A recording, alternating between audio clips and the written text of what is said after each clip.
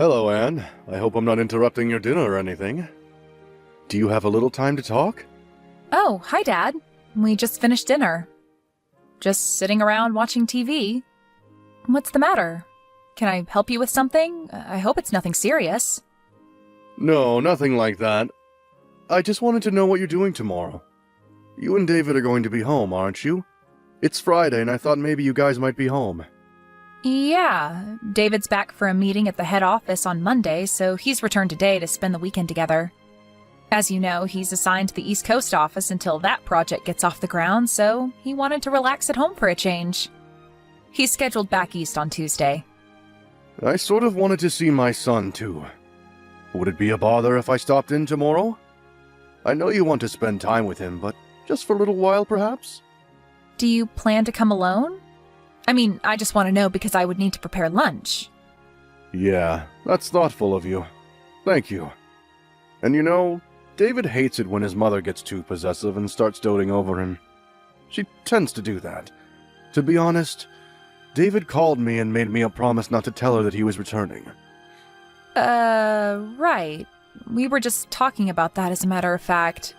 He also made me swear not to mention a word about his return. Yes, well, I had to lie to her. I told her I was seeing an old friend who happened to be in town, and that I was driving over to have lunch with him. I sort of feel bad lying to her, but I really have no choice. Actually, I'm really seeing this friend, so it's not if I'm really lying. You know what I mean? Oh, okay. That's way better. I'll talk to David later so we can get our stories straight, just in case. Yeah, thanks. Better to be on the safe side just in case. Okay, so tomorrow I plan to meet up with my friend in the morning, and then I will head over. Is 1 p.m. or so alright with you guys? Yeah, no problem. I'll have lunch ready for you. I bet you're excited to see your son. Yes, certainly am. Okay, Anne. See you tomorrow.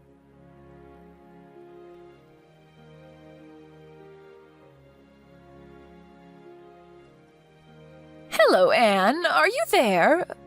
Pick up, would you please? I want you to clean the house tomorrow, and I won't take no for an answer. So what I want you to do is take the day off and drive over here at noon or so. Please start with the living room. It needs a good vacuuming. Excuse me? This is all kind of sudden, isn't it? I said no excuses. You have your car, right? Pick up some floor cleaner on your way here, would you? We're out. After you're done cleaning, I need you to go out and do some grocery shopping. I have to replenish some big item stuff. Case of bottled water and a case of canned soup. I've got a whole list here. And you know I have a bad back, so help me out here, would you? I'm sorry, but I just can't make it tomorrow. I already made an important appointment. I really can't change it. What did I just say? I said I will not take no for an answer. Besides, what's more important than helping out your husband's mother when she's in trouble? You better get your priorities straight, Anne. Well, my priority tomorrow is that I have an important schedule that I cannot change no matter what. I'm afraid you're going to have to take that no for an answer. End of story. But I'm willing to help you out on another day, but as for tomorrow, it's not going to happen. I'm really sorry about that. I'm just asking you to do a little cleaning and shopping for me, for Pete's sake. That's the least you can do for your mother. Mother? Where do you think I live? You're at least an hour and a half drive away. I can't just pop over there and do the cleaning and shopping and pop back home again. It would take the entire day. Am I hearing you right? What's an hour and a half drive anyway? That's nothing. You know what people call women like you. They call people like you foot draggers. A lazy bum is what you are. I just cannot understand why David even married you. How can you act this way towards your mother-in-law? No matter what you say, Mother, I'm not changing my schedule, and that's that. No further discussion required. Goodbye.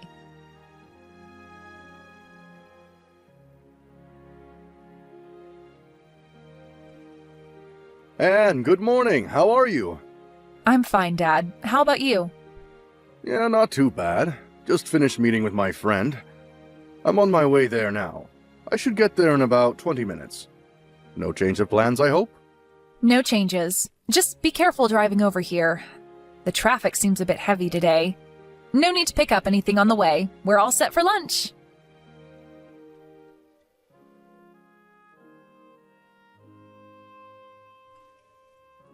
Anne, where the hell are you?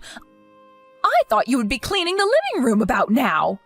I always knew you were lazy, but I didn't realize you were this much of a good-for-nothing slacker. I waited all morning for you. I never thought you would defy me so blatantly. There are consequences for your insubordinate attitude. You do realize that, I hope. The living room still needs vacuuming, and you still have to pick up all those items at the grocery store. The store's not going to be open all night. I want this done today. This is the job of the daughter-in-law. You must get over here right this minute and get to work. I want you here in 30 minutes. No ifs, ands, or buts about it. You hear me, Anne? There will be consequences if you disobey me. As punishment for defying me and not showing up as I asked, you are going to have to prepare dinner tonight, too. And I'm not talking about slapping a ham and cheese sandwich together. A proper dinner, you got that? Mother, are you finished? You were going on, and I couldn't get a text in edgewise. I thought I told you I wasn't going over there. I have another important appointment that I cannot cancel. I thought you understood. And I thought I told you to give your mother-in-law priority above all others, didn't I? I said my answer was no. And I wanted no further discussion about it. What is so hard to understand about that? You really are one cheeky woman, Anne. And to think that my dear son, my precious David, married you, what was he thinking? You're just a deadbeat wife, you know what, Anne? I want you to divorce my son and disappear from our family forever. That's what I want from you. Mom, I would refrain from such name-calling if I were you. It's not as if we're simply talking face-to-face. All this is recorded and saved. Name-calling, huh? I'm being kind. I have worse things I want to call you, but I'm holding back. Besides, what I'm doing is providing discipline to a disobedient daughter-in-law. That's what I'm doing. I may name-call on occasion, but it's for your own good. Okay, whatever, but I should tell you that your husband is furious. My husband? What are you talking about? He's not even here today. He's off meeting some old friend that's in town.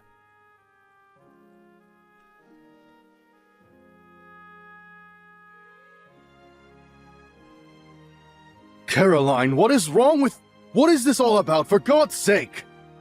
I wish you would put a stop to all of this. Why do you have to treat Anne so horribly? What did she ever do to you? Is that you, Robert? What is this? Why are you texting me? I'm over here at Anne and David's place right now. Anne showed me what you've been saying to her. What is this? A lazy, deadbeat wife? Really? How could you say such things to Anne? What? You're at David's place now? Why? David came back for a few days. Apparently, he has a meeting at the office on Monday. He wanted to spend time with Anne over the weekend. I heard he was here, so on my way back from meeting my friend, I stopped in to say hello. Pardon me, David is back? He's home now? Why didn't anybody tell me? What's going on here? This is the first I'm hearing of this. Yeah, of course you haven't. I kept it from you. I didn't want you to know. If only you had told me, I would have gone with you today. How could you not tell me, Robert? If I had known, I could have gone over there and provided Anne with the discipline that she needs to become a better housewife. Why didn't you tell me, Robert? You want to know why I didn't tell you, dear? That's because David asked me not to tell you. Huh? David asked you not to tell me? How can that be?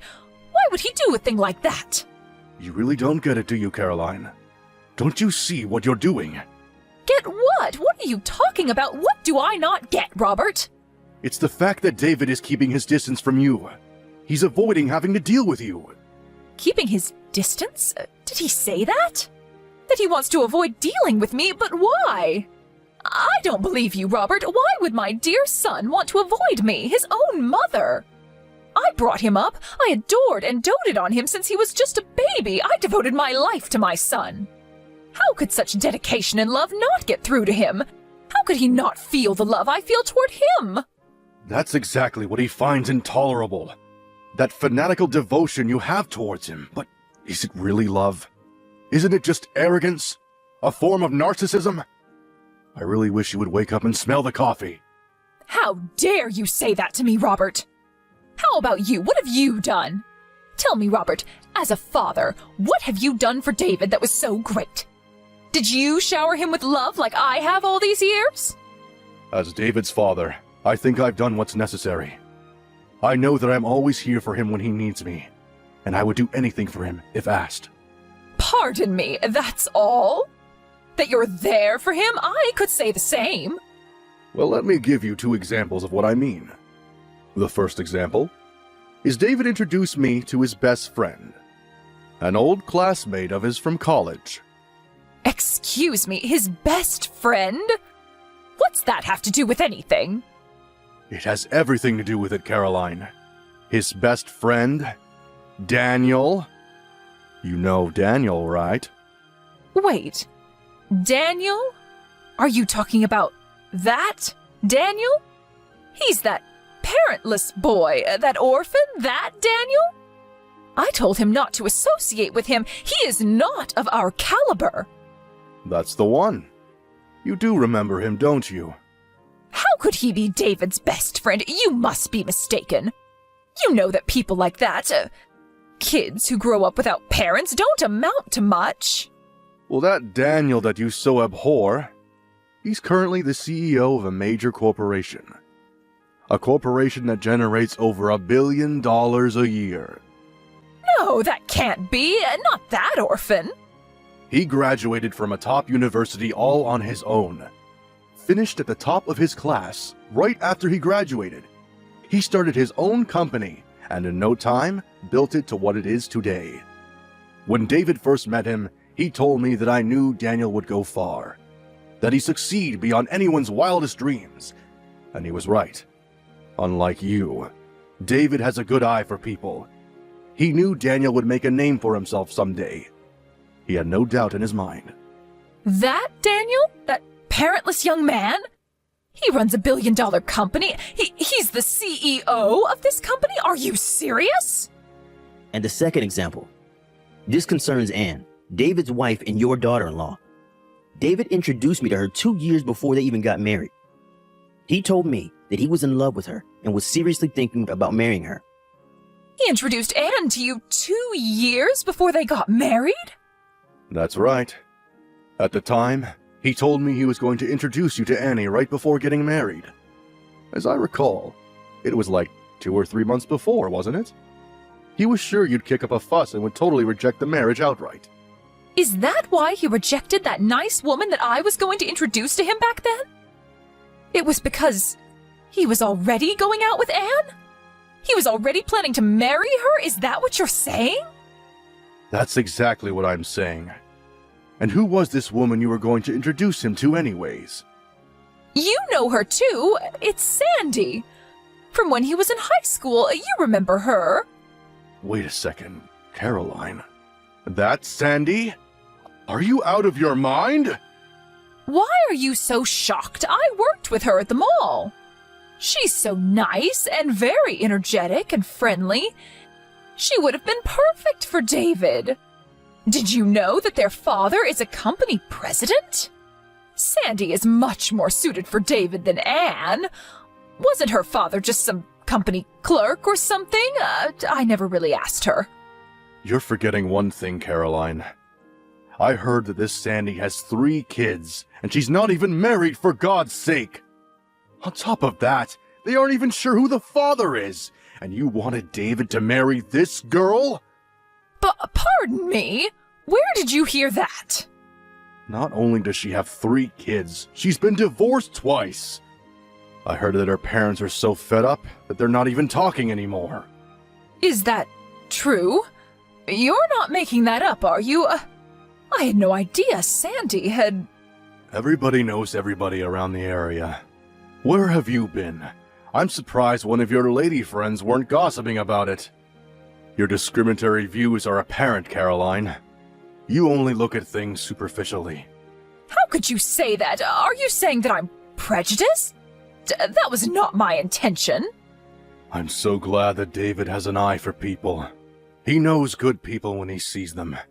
If we had left it up to you to decide who David should marry, I'm sure he would have suffered the consequences.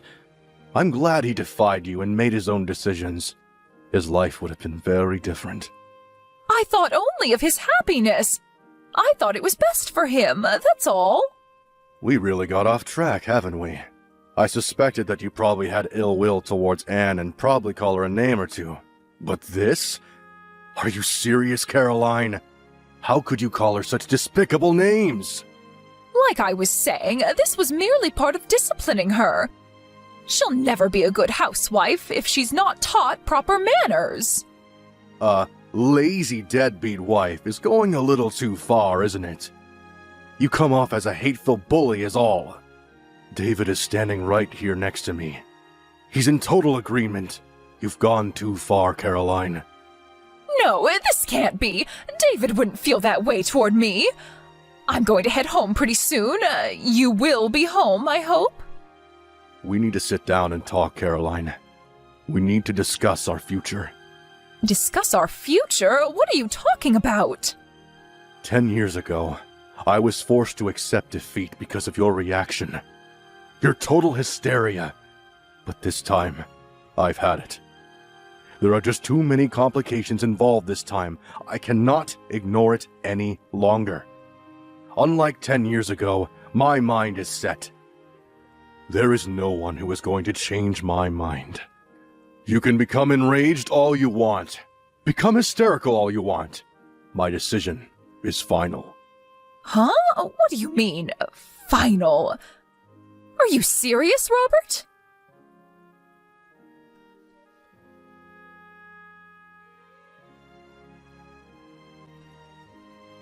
Anne, where are you?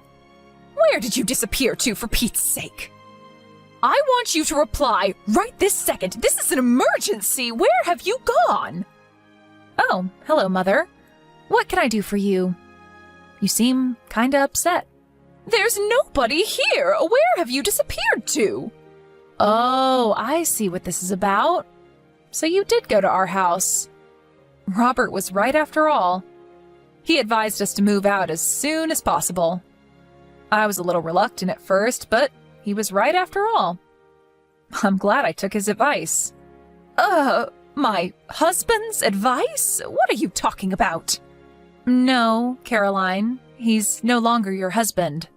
Shut your mouth! This is all his fault. All Robert's fault.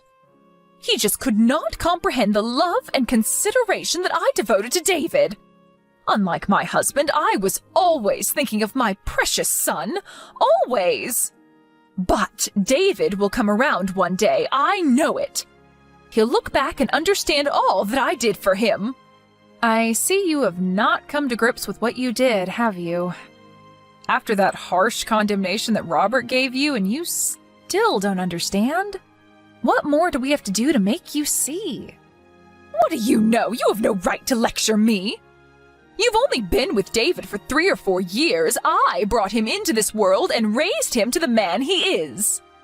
You will never understand the bond, the almost 30 years that I spent with him. It's a never-ending, eternal bond. It was David, your devoted son, that suggested that we move and relocate.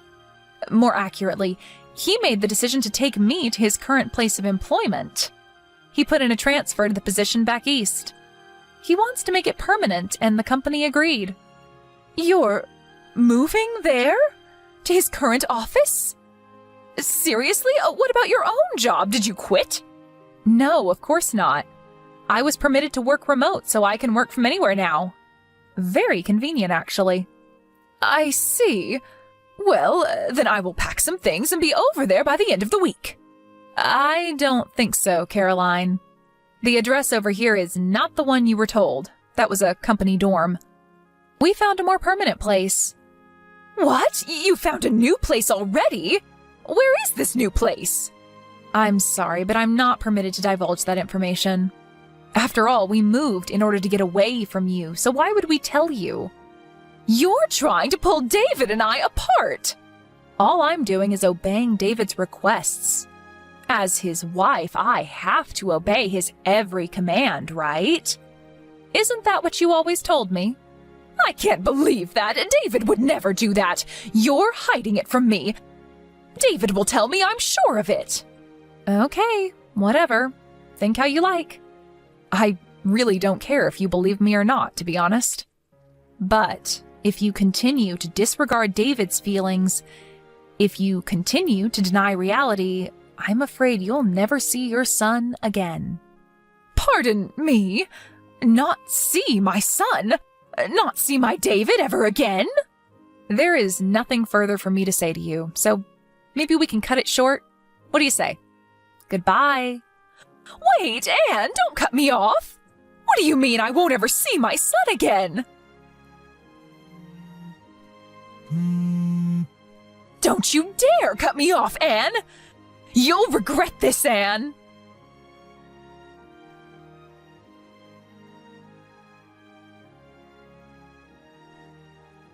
No matter what we said, no matter how we tried to explain it to her, she just could not accept the fact that David was sick and tired of her abnormal devotion and love for him. Maybe her love for her son is so strong nothing will convince her otherwise. David tried various ways to make his mother understand his feelings, to no avail.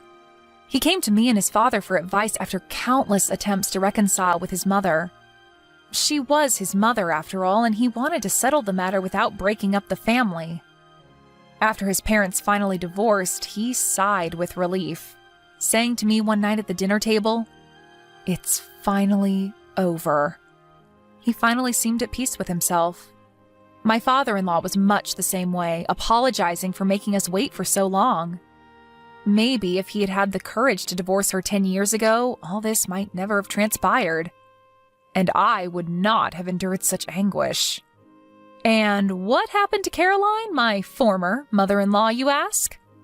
I heard this from a friend of mine, and I would take it with a grain of salt. But apparently, she found a young man that looks strikingly like David. I heard she used up all the money she received from her divorce and used it all on this guy. Last I heard, she was deep in debt. She completely disregarded warnings from her friends and neighbors and couldn't stop sinking money into this guy. She's always had a bullheadedness about her. Once she latches onto something, she won't let it go. Maybe that's why she ended up losing everything she cared for. But will I reach out to help her? I'm sorry, but no thanks. I don't think she would even accept my help.